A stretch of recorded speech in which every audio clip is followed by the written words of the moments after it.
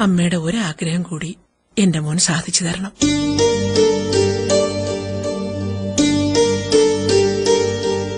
എന്താ? ചടങ്ങുകൾക്കും ആചാരങ്ങൾക്കും ഒക്കെ വിരുദ്ധമായിരിക്കാം. എന്നാലും ഈ നാട്ടുകാരുടെ മുന്നിൽ തല ഉയർത്തി നിൽക്കാൻ അത് നടന്നേ പറ്റുമോനെ. അമ്മ പറഞ്ഞോളൂ. ഏവരെയും അറിയിച്ചുകൊണ്ട് മോന്റെയും ലക്ഷ്മിയുടെയും കല്യാണം.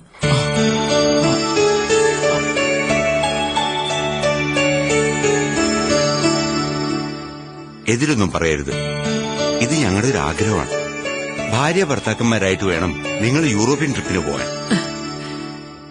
അമ്മയുടെ ഒരു വാശി കൂടിയാണ് മോനെ ഇത്. എന്ന് വേണമെന്നോ എപ്പോ വേണമെന്നോ ഒക്കെ മോൻ തന്നെ തീരുമാനിച്ചു. പക്ഷേ ഈ വിവാഹം നടക്കണം മോനെ.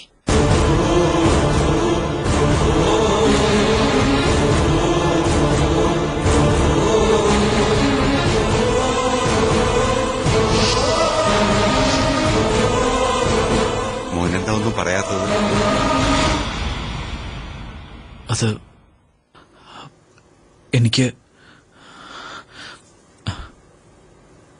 എനിക്ക് സമ്മതമാണ്.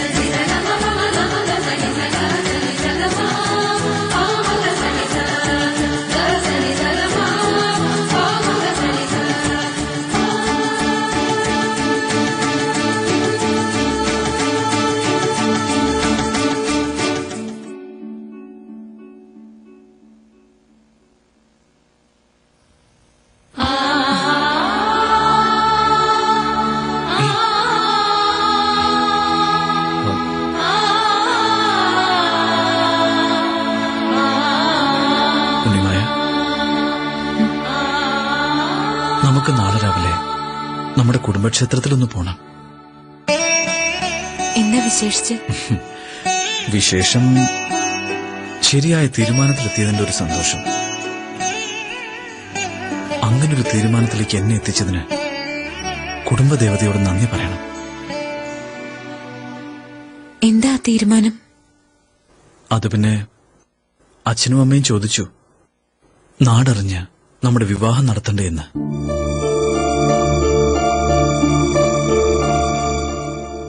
എന്റെയും ആഗ്രഹമല്ലേ അത്. ഞാൻ സമ്മതിച്ചു.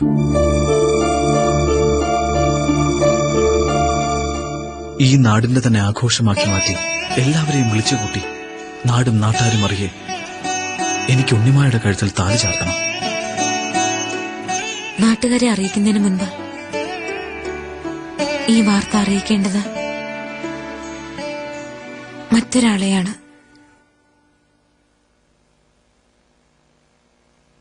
ആരെ? റോസിനെ.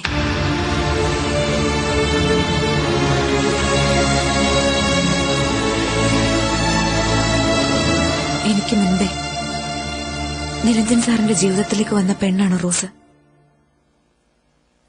റോസിന്റെ അനുവാദം വാങ്ങിയിട്ട് മാത്രമേ നമ്മൾ ഇങ്ങനൊരു വിവാഹത്തിന് ഒരുങ്ങാവൂ. ഉണ്ണിമായെ, താൻ എന്തായി പറയുന്നത്? എന്റെ മനസ്സിലിപ്പോ റോസ് ഇല്ല. സാറിന്റെ മനസ്സിൽ റോസ് ഇല്ല എന്നുള്ളത് സാറിന്റെ മാത്രം തീരുമാനമാണ്. പക്ഷെ റോസിന്റെ മനസ്സിൽ ഇന്നും സാറുണ്ടാവും.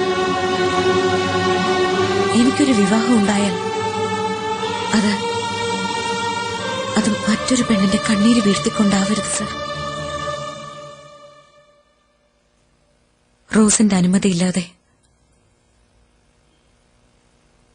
ഒരിക്കലും ഞാൻ ഈ വിവാഹത്തിന് അനുവദിക്കില്ല. അത് ഉണ്ണിമായ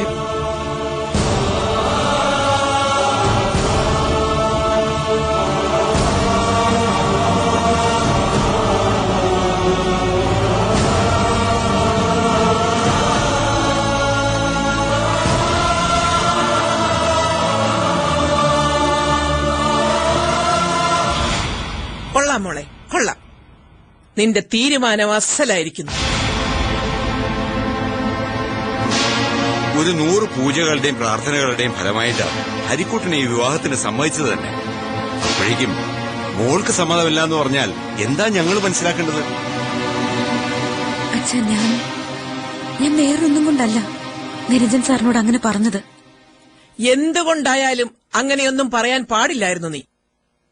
ദത്തെടുത്ത ലക്ഷ്മി ദേവിയെ സ്വാമിയാർമഠത്തിന്റെ മരുമകളാക്കണമെന്ന് തീരുമാനിച്ച ആ നിമിഷം മുതൽ ഒറ്റ പ്രാർത്ഥനയെ മനസ്സിലുണ്ടായിരുന്നുള്ളൂ. എങ്ങനെയെങ്കിലും ഹരിക്കുട്ടന്റെ മനസ്സും ഇഷ്ടവും റോസിൽ നിന്നൊന്ന് മാറ്റിത്തരണേയെന്ന്.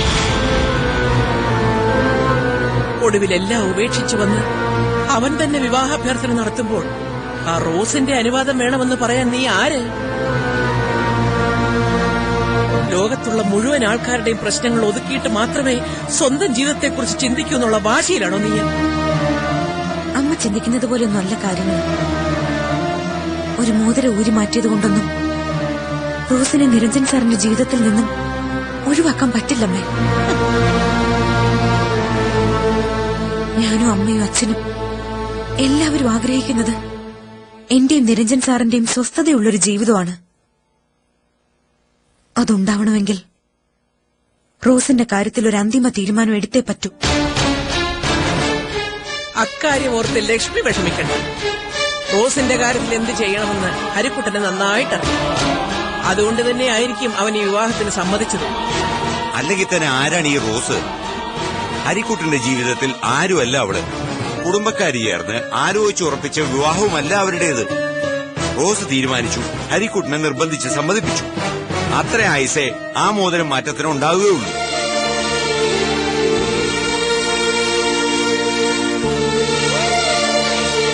ഇതിലിപ്പോ ഇത്ര കൂടുതൽ ആലോചിക്കാനൊന്നുമില്ല.